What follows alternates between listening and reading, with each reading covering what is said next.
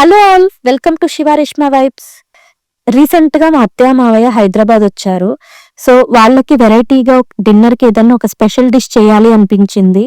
ఎప్పుడు రెగ్యులర్గా చేసుకునేలా కాకుండా పూరి విత్ ఆలు అండ్ చికెన్ కర్రీ చేయాలి అనిపించింది. ఎందుకంటే ఇది వాళ్ళకి చాలా న్యూ థింగ్. ఎప్పుడైనా సరే పూరీలో ఆలు కర్రీతో తినడం మా సైడ్ ఉంటుంది. సో నాకు వెరైటీగా ఇలా ఆలు విత్ చికెన్ కర్రీ చేయాలి అనిపించింది. ఇది వీక్ డే. సో మేము లాగౌట్ అయ్యేసరికి 8:30 అలా అయిపోతుంది. అందుకని చెప్పేసి నేను మా హస్బెండ్ కలిసి చేసామన్నమాట పూరి అండ్ ఆల్సో చికెన్ ఆలు కర్రీ. సో ఫస్ట్ నేను పూరి చేయడం కోసం గోధుమ పిండిని ఇలా కలిపేసుకుంటున్నాను. నేను పూరీకి అయితే గోధుమ పిండినే వాడతాను. సో కొంచెం వాటర్లో సాల్ట్ యాడ్ చేసుకుని అది కరిగేలా కలిపేసుకుని తర్వాత అందులో ఈ గోధుమ పిండి అనేది యాడ్ చేసేసాను. యాడ్ చేసి నెమ్మదిగా ఇలా బాగా కలిపేసుకుంటున్నాను. నెక్స్ట్ అలా పూరి పిండి కలిపేసుకున్నాక కర్రీకి రెడీ చేసుకుంటున్నాను. సో స్టవ్ ఆన్ చేసుకుని దాని మీద కడాయి ప్లేస్ చేసేసాను. కడాయి ప్లేస్ చేసి అది కొంచెం హీట్ అయిందా లేదా చెక్ చేసుకున్నాను. నెక్స్ట్ వచ్చేసరికి ఆయిల్ యాడ్ చేసుకుంటున్నాను. నేను కుక్ చేసేది KG chicken and also curry కూడా ఎక్కువ కుక్ చేస్తున్నాను కాబట్టి 2 గరిటెలు ఆయిల్ యాడ్ చేసుకుంటున్నాను. అండ్ నెక్స్ట్ వచ్చేసరికి కొంచెం కరివేపాకు, 2 పచ్చిమిర్చి అండ్ ఒక 2 ఆనియన్స్, మీడియం సైజ్ ఆనియన్స్, అలాగే కొంచెం ఆలు కట్ చేసుకున్నాను. ఆలు వచ్చేసరికి ఒక 4 ఆలు అవి కట్ చేసి అలా రెడీగా పెట్టుకున్నాను. నెక్స్ట్ ఆయిల్ హీట్ అవుతుంది కదా, ఆయిల్ హీట్ అవ్వగానే ఇందులో ఒక బిర్యానీ ఆకేసాను. నెక్స్ట్ కట్ చేసి పెట్టుకున్న పచ్చిమిర్చి వేసాను. సో ఈ పచ్చిమిర్చి ఫస్ట్ వేగడం వల్ల కొంచెం ఆయిల్ మంచి ఫ్లేవర్, స్పైసీనెస్ అనేది యాడ్ అవుతుంది. సో ఫస్ట్ పచ్చిమిర్చి యాడ్ చేశాను, కరివేపాకు అండ్ నెక్స్ట్ నేను ఆనియన్ కూడా యాడ్ చేసేసుకుని మంచిగా వేయించేసుకుంటాను. కట్ చేసుకున్న ఆనియన్ అంతా వేసేసాను. వేసేసి ఇందులో గల్లుప్పు యాడ్ చేస్తున్నాను. సో ఇలా గల్లుప్పు యాడ్ చేసి బాగా కలిపేసుకోవాలి. ఇది కరిగిపోయి మంచిగా ఆనియన్ అనేది బాగా వేగుతుంది అనమాట. కొంచెం బ్రౌన్ షేడ్ వచ్చేంత వరకు బాగా వేపుకోవాలి ఈ ఆనియన్ అనేది. ఇలా ఆనియన్ అనేది బ్రౌన్ గా వేగిపోయాక ఒక 2 స్పూన్స్ ఆఫ్ ఆనియన్ అనేది నేను ఆల్రెడీ గసగసాన్ని నానబెట్టుకుని ఒక మిక్సింగ్ జార్ లోకి తీసుకున్నాను. సో అందులో యాడ్ చేసేసుకుంటున్నాను. సో ఇవి గ్రైండ్ చేసేసుకుంటాను. మీ మిక్సింగ్ జార్ లో ఓన్లీ గసగసాలే మిక్స్ అయితే, గ్రైండ్ అయితే మీరు ఓన్లీ గసగసాలనే కూడా మిక్స్ చేసుకోవచ్చు. ఈ ఆనియన్ యాడ్ చేయక్కర్లేదు. ఇంకా మిగిలిన ఆనియన్ లో నేను ఒక 3 స్పూన్స్ ఆఫ్ అల్లం వెల్లుల్లి పేస్ట్ యాడ్ చేసుకుంటున్నాను. సో ఆల్రెడీ చికెన్ అనేది ఒక కేజీ అండ్ ఆల్సో నేను ఒక 4 ఆలు యాడ్ చేస్తున్నాను కాబట్టి అల్లం వెల్లుల్లి పేస్ట్ కూడా అలాగే తీసుకుంటున్నాను. సో ఇది బాగా కలిపేసుకోవాలి. కలుపుకుని మంచిగా ఈ అల్లం వెల్లుల్లి పేస్ట్ అనేది వేగిపోవాలి. పచ్చి వాసన అనేది లేకుండా మంచిగా వేగిపోవాలన్నమాట. ఒక 2-3 మినిట్స్ కి అల్లం వెల్లుల్లి పేస్ట్ అనేది బాగా వేగిపోతుంది. వేగిపోయి ఆయిల్ అనేది ఇలా బయటికి ఊజ్ అవుట్ అవుతుంది అనమాట. సో ఆ నెక్స్ట్ మనం వండుకునే చికెన్ కర్రీ అనేది ఇందులో యాడ్ చేసేసుకోవచ్చు. సో నేను చికెన్ ని ఆల్రెడీ మంచిగా కడిగేసుకున్నాను, క్లీన్ చేసేసుకున్నాను. ఇలా చికెన్ కి ఆనియన్ అదంతా కూడా పట్టేలాగా ఇలా కలిపేసుకోవాలి. కలిపేసుకుని దీని మీద మూత పెట్టేసుకున్నాం అనుకోండి, చికెన్ నుంచి కూడా కొంచెం వాటర్ అనేది బయటకు వస్తాయి. వాటర్ బయటకు వచ్చి ఆ వాటర్ తోనే కొంచెం చికెన్ అనేది కొంచెం ఉడుకుతుంది అనమాట. స్టవ్ ని కూడా మీడియం ఫ్లేమ్ లోకి పెట్టేసుకున్నాను. స్టార్టింగ్ లో పూరీ పిండి కలుపుతూ చూపించాను కదా, సో అది ఇంకా బాగా మెత్తగా కలిపేసుకున్నాను. ఒక పెద్ద ఉండలాగా చేసేసుకున్నాను అనమాట, సాఫ్ట్ గా. ఆ తర్వాత అలా చిన్న చిన్న ఉండలుగా చేసేసుకున్నాను. సో పక్కన చికెన్ కర్రీ అనేది ఇలా ఉడుకుతూ ఉంది, అలాగే ఈ ఉండల్ని చేసేసుకున్నాను. చూసారు కదా, ఒక 5 to 10 మినిట్స్ కి ఇలా చికెన్ నుంచి వాటర్ అనేది బయటకు వచ్చి ఉడుకుతూ ఉందన్నమాట. ఆ తర్వాత నేను కట్ చేసి పెట్టుకున్న ఆలు ముక్కలు కూడా ఇందులో యాడ్ చేసేసాను. కొంచెం పసుపు కూడా యాడ్ చేస్తున్నాను. సో ఈ పసుపు కూడా యాడ్ చేసి బాగా కలిపేసుకున్నాను. కలిపేసి మళ్ళీ లిడ్ క్లోజ్ చేసి కొంచెం సేపు ఉడకబెడతాను, కొంచెం బాయిల్ అవ్వాలి ఇంకా. సో అందుకే లిడ్ ఇలా క్లోజ్ చేసేసుకుంటున్నాను. లిడ్ క్లోజ్ చేసుకుని ఇలా పూరీకి రెడీ చేసేసుకుంటున్నాను. పూరి అనేది మంచిగా పొంగాలి అనుకోండి, సో ఈ పూరి బాల్స్ అనేవి నీట్ గా చేసుకోవాలి. ఇప్పుడు ఫస్ట్ లో నేను జస్ట్ ఇలా చిన్న చిన్న పీసెస్ గా అలా కట్ చేసుకున్నట్టు చేసుకున్నాను కదా బాల్స్ ని. ఇప్పుడు వాటిని మంచిగా రౌండ్ గా చేసుకుంటున్నాను. పూరి కొంచెం రౌండ్ గా వస్తే మనకి బాగా పొంగుతుంది అనమాట. సో అలా రౌండ్ బాల్స్ గా చేసేసుకుంటున్నాను అన్ని. నేను ఒక 6 మెంబర్స్ కి చేస్తున్నాను, అందుకే ఇన్ని ఎక్కువ చేస్తున్నాను. అండ్ ఉంటే నెక్స్ట్ డే మార్నింగ్ కి చపాతీ లాగా కూడా ఉంటాయి కాబట్టి ఇలా రెడీ చేసేసుకుంటున్నాను. చూసారా, మనం ఆలు అండ్ పసుపు యాడ్ చేసాం కదా, సో చికెన్ ఆలు ఇలా మంచిగా ఉడుకుతూ ఉన్నాయన్నమాట. ఇప్పుడు నేను ఇందులో కారం వేసేస్తున్నాను, పచ్చికారం ఇది. సో కారం అనేది నేను ఒక 2.5 స్పూన్స్ యాడ్ చేస్తున్నాను. ఆలు అండ్ చికెన్ 2 ఉన్నాయి కాబట్టి కొంచెం కారం అనేది ఎక్కువే వేసుకుంటున్నాను. అండ్ అలాగే గరం మసాలా వచ్చేసరికి 2 స్పూన్స్ యాడ్ చేస్తున్నాను. సో కారం, గరం మసాలా ఈ 2 వేసాక బాగా కలిపేసుకోవాలి. ఈ కారం, గరం మసాలా అనేది ఆ చికెన్ కి, ఆలు పీసెస్ కి బాగా పట్టాలి కాబట్టి మంచిగా కలిపేసుకోవాలి. ఇలా కలిపేసుకున్నాక ఒక 2-3 మినిట్స్ మంచిగా ఉడకనివ్వాలి ఈ కర్రీని. అప్పుడే వేసిన మసాలా అనేది చికెన్‌కి, ఆలూకి బాగా పడుతుంది అనమాట. నెక్స్ట్ నేను కొన్ని వాటర్ యాడ్ చేసేసుకుంటున్నాను. ఈ ఆలు అండ్ చికెన్ అనేది బాగా ఉడకాలి. అండ్ నెక్స్ట్ నేను ఇందులో గసగసాలు పేస్ట్ అనేది యాడ్ చేస్తాను.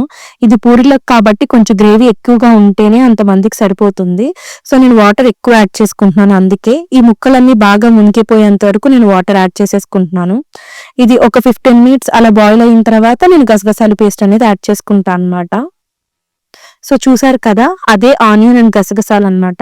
కొంచెం వాటర్ ఏసి పేస్ట్ చేశాక ఇలా బరకగా వచ్చింది. ఇలా ఉంటే కర్రీ బాగోదు. సో, నేను మళ్ళీ కొంచెం వాటర్ యాడ్ చేసి మళ్ళీ గ్రైండ్ చేశాను.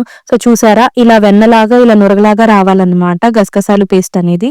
అప్పుడే కర్రీ గ్రేవీ అనేది చాలా టేస్టీగా ఉంటుంది. ఇలా బాగా బాయిల్ అవుతుంది కదా! నేను లిడ్ క్లోజ్ చేసేసాను. చికెను, ఆలు కర్రీ అనేది ఉడుకుతూ ఉంది కదా! సో, నేనిప్పుడు పూరీకి రెడీ చేసేసుకుంటున్నాననమాట. సో, వీటిని మంచిగా అన్నిటిని కూడా రౌండ్ బాల్స్‌లా చేసేసుకున్నాము. మా హస్బెండ్ కూడా హెల్ప్ చేశారు ఇందులో. సో, ఇప్పుడు నేను ఇలా పూరీ ప్రెస్ చేసేసుకుంటున్నాననమాట.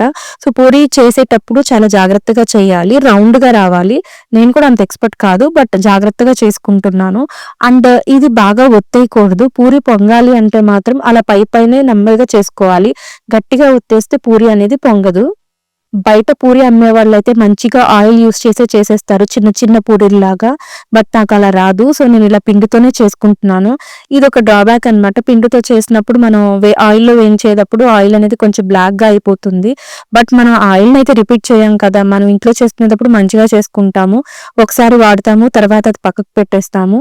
సో, నాకది పర్లేదనిపించింది. ఇదే బెస్ట్ అనిపించింది. సో, అందుకే ఇలా చేసుకుంటున్నాను నేనింకా. అలా ఓ పక్క కర్రీ వండుతూనే నేను పూరీ అన్నిటిని ఇలా రెడీ చేసేసుకుంటున్నాను అనమాట.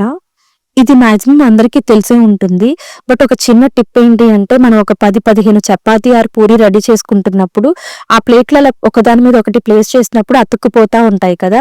సో, ఎక్కువ పిండి ఏసుకొని మనం చేసుకున్నాం అనుకోండి చపాతీ గాని, పూరి గాని సో, అవి అతుక్కోవనమాట. మనం అవి ఆయిల్‌లో వేయించేటప్పుడు మంచిగా ఆ పిండిని దులిపేసి మనం చేసుకోవచ్చు. అయినా మనం మాక్సిమం ఆయిల్ రీయూజ్ చేయం కాబట్టి ఏం ప్రాబ్లమ్ లేదు. బట్ మరీ ఎక్కువగా ఉంటే పిండిని అలా దులిపేస్తే ఏంటి అంటే తర్వాత వేయించే పూరీలకు కూడా ఆ నలుపు అనేది లేకుండా ఉంటుందన్నమాట. ఇలా రెడీ చేసుకుంటేనే ఓ పక్కన ఆయిల్ కూడా రెడీ చేసేసుకుంటున్నాను. ఆయిల్ కొంచెం కాగాలి కదా! సో, అందుకే కడాయి పెట్టేసుకొని ఆయిల్ పోసేస్తున్నాను అందులో. సో, ఈ ఆయిల్ హీట్ అయ్యేలోపు ఇక్కడ కర్రీ చూసారా? కర్రీ మంచిగా కుక్ అవుతా ఉంది.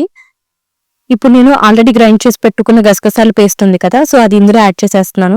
ఆ జార్‌లోనే కొంచెం వాటర్ యాడ్ చేసి అది కూడా వేసేసి బాగా కలిపేసాను అనమాట. సో, ఇప్పుడు నేను కొంచెం టేస్ట్ చెక్ చేసుకుంటున్నాను. ఉప్పు, కారం అన్నీ సరిపోయినాయో లేదో చెక్ చేసుకొని ఏమైనా తగ్గితే ఇందులో యాడ్ చేసుకోవడానికి. సో, నాకు కొంచెం సాల్ట్ తగ్గిందనిపించింది. అందుకే కొంచెం కల్లుప్పు యాడ్ చేసేసాను. యాడ్ చేసి ఇలా బాగా కలిపేస్తున్నా అనమాట. ఇంకా స్టవ్‌ని మీడియం ఫ్లేమ్‌లో పెట్టేసి మూత పెట్టేస్తున్నాను. అది ఇంకా బాయిల్ అవుతుంది. కర్రీ మంచిగా ఉడికిపోతుంది ఇంకా. సో, ఓ పక్క వేసుకున్న ఆయిల్ కూడా ఇలా కడాయిలో మంచిగా కాగుతూ ఉందన్నమాట. అండ్ నేను ఇంకా ఇలా పూరి అయన్నీ రెడీ చేసుకుంటూ ఉన్నాను. ఆల్రెడీ కొన్ని పూరీకి రెడీ చేసుకున్నాను కదా! సో, ఇలాగే బాల్స్ రెడీ చేసుకుంటున్నాను. అండ్ ఓ పక్క పూరీకి అన్నీ ప్రెస్ చేసేసుకుంటూ ఉన్నా అనమాట. గసగసాలు వేసాను కదా కర్రీలో అలా ఒక 10, 15 మినిట్స్‌కి ఇలా మంచిగా దగ్గరికొచ్చేసింది కర్రీ అనేది. చూసారా అన్నీ కూడా బాగా కుక్ అయిపోయాయి. ఆలు అండ్ చికెన్ కూడా. ఇంకొక 5 మినిట్స్ ఉంటే సరిపోతుంది కర్రీ. అలా ఒక 5 మినిట్స్‌కి కర్రీ అనేది ఇలా దగ్గరికొచ్చేసింది. ఇంకా ఆలు చికెన్ కర్రీ అనేది అయిపోయినట్లే. సో, నేను ఇంకా స్టవ్ ఆఫ్ చేసేసుకుంటున్నాను. ఎందుకంటే ఈ గ్రేవీ అనేది కొంచెం చల్లబడేసరికి ఇంకా థిక్ అయిపోతుంది. అందుకే ఇంకా ఆఫ్ చేసేసాను. పూరి కాల్చుకోవడం కోసం ఆల్రెడీ స్టవ్ మీద కడాయి ప్లేస్ చేసి ఆయిల్ యాడ్ చేశాం కదా! ఆయిల్ అనేది హీట్ అయిందా లేదా చెక్ చేసుకోవడం కోసం ఒక చిన్న గోధుమ పిండి బాల్ అనేది అందులో యాడ్ చేశామనమాట. సో, అది వేగి ఇలా పైకొచ్చేసింది. పైకి తేలింది. సో, అంటే ఇంకా మనకు ఆయిల్ అనేది రెడీ అనమాట పూరి కాల్చుకోవడం కోసం. సో, ఇంకా ఈ పూరి కాల్చడం అనేది మా హస్బెండ్ చేస్తున్నారు. నేనేమో పక్కన పూరి అనేవి ప్రెస్ చేస్తూ ఉన్నా అనమాట. సో, చూసారు కదా పూరి మంచిగా ఇలా పొంగుతూ వస్తుంది. ఇలా ప్రెస్ చేస్తూ ఉంటే ఆయిల్ పీల్చుకుని పూరి అనేది బాగా పొంగుతుందనమాట.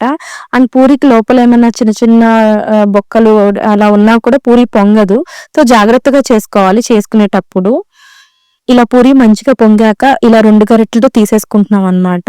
ఒక ప్లేట్ మీద జల్లెడ లాంటిది గరిటె ఉంటది కదా! అది ప్లేస్ చేశాను. సో, దాని మీద పెట్టేసుకుంటున్నాము. ఎక్సెస్ ఆయిల్ ఏమన్నా ఉన్నా కూడా అలా ప్లేట్‌లోకి పడిపోతుంది. అండ్ వేరే స్టవ్ మీద నేను ఆల్రెడీ ఒక ప్లేట్‌లో టిష్యూ పేపర్ యాడ్ చేసి పెట్టా అనమాట. ఇక్కడ కొంచెం ఆయిల్ పోయాక మళ్ళీ ఆ టిష్యూ పేపర్ మీద పెడుతూ ఉన్నాము పూరి అనేది. నెక్స్ట్ అలాగే అన్ని పూరీలు కూడా మా హస్బెండ్ కాలుస్తూ ఉన్నారు. సో చూసారు కదా ఇలా మంచిగా పొంగుతూ ఉంది. అలా ప్రెస్ చేస్తూ అలా కొంచెం ఆయిల్ పోస్తూ ఉంటే అలా పూరి అనేది మంచిగా పొంగుతూ ఉంటుంది. ఒక్కోసారి ఓవర్ హీట్ అయితే కూడా పొంగకుండా అప్పడం లాగా అయిపోతాయి అన్నమాట. అంటే బాగా కాలిపోయి పూరి అనేది బాగోదు. సో కొంచెం మధ్య మధ్యలో స్టవ్ ఆఫ్ చేసుకుని మళ్ళీ ఒక 4 పూరి అలా కాల్చుకోవడం బెటర్. ఇది పైగా ఐరన్ కడాయి. సో మేమైతే అలాగా చేసాము. ఎంత హడావుడిగా ఫాస్ట్‌గా చేసినా కూడా ఈ కర్రీ కుక్ చేసి అండ్ పూరి చేసేసరికి ఒక 1½ అవర్ పట్టేసిందనమాట. సో ఇంకా మా హస్బెండే సర్వ్ చేసేస్తూ ఉన్నారు. పక్క ఇంకా నేను పూరి అనేది చేస్తూనే ఉన్నాను. సో మా హస్బెండ్ మంచిగా మా అత్తయ్యకి, మావయ్యకి, వినయ్‌కి, చందుకి ఇలా పెట్టేస్తున్నారనమాట ప్లేట్‌లో. ఎవరిది వాళ్ళకి ఇచ్చేస్తున్నారు. ఇలా పూరి అండ్ ఆలు చికెన్ కర్రీలోకి ఆనియన్ అండ్ లెమన్ కూడా బాగుంటాయి కాబట్టి నేను ఆనియన్, లెమన్ కూడా కట్ చేసి ఇచ్చా అనమాట. సో వాళ్ళకి సర్వ్ చేసేస్తున్నారు. అండ్ నేను ఇంకా కొన్ని పూరి చేస్తూ ఉన్నా అనమాట. మధ్యలో వచ్చి మా మావయ్యని అడిగాను ఎలా ఉంది మావయ్య అని చెప్పి. సో ఆయన అయితే ఒక రివ్యూ ఇచ్చారు, అది మీరే వినండి. చాలా బాగుంది. పూరి కూర అంటే బంగాళాదుంప కూర అని అనుకుంటాం, కాదు ఇది చికెన్ కర్రీ అయితే చాలా బాగుంది. చికెన్ బంగాళాదుంప కర్రీ బాగుంది. Thanks for watching. మీకు మా వీడియో నచ్చినట్లయితే లైక్ చేయండి, కమెంట్ చేయండి, మీ ఫ్రెండ్స్ అండ్ ఫ్యామిలీ మెంబర్స్కి షేర్ చేయండి. Please subscribe to Shiva Reshma vibes YouTube channel and support